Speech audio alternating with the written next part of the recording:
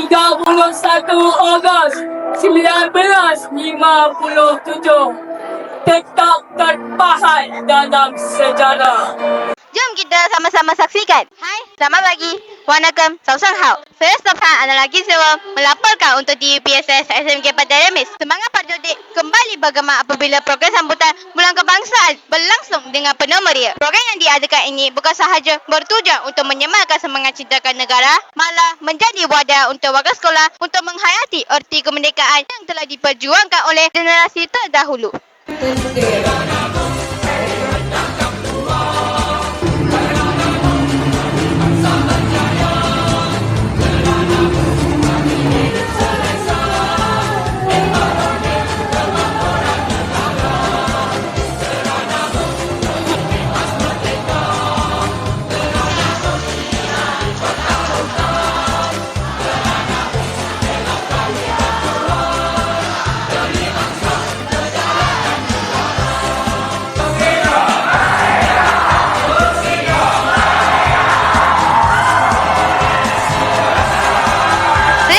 DUPSS SMK Pantai Remis. Bersama saya ialah Puan Nur Azura binti Ahmad Nur, pengetua SMK Pantai Remis.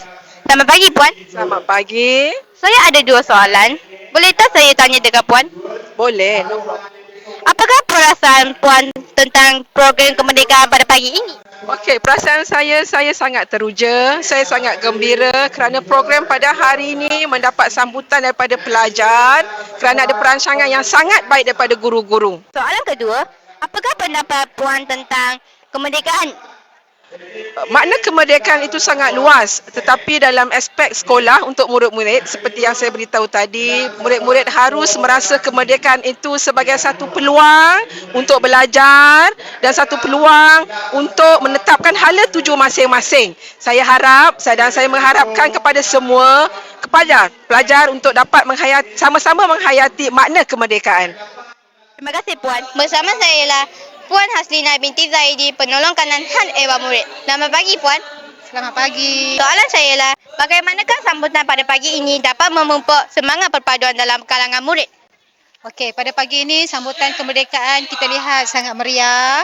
Pelajar-pelajar bersatu hati menyanyikan lagu negaraku.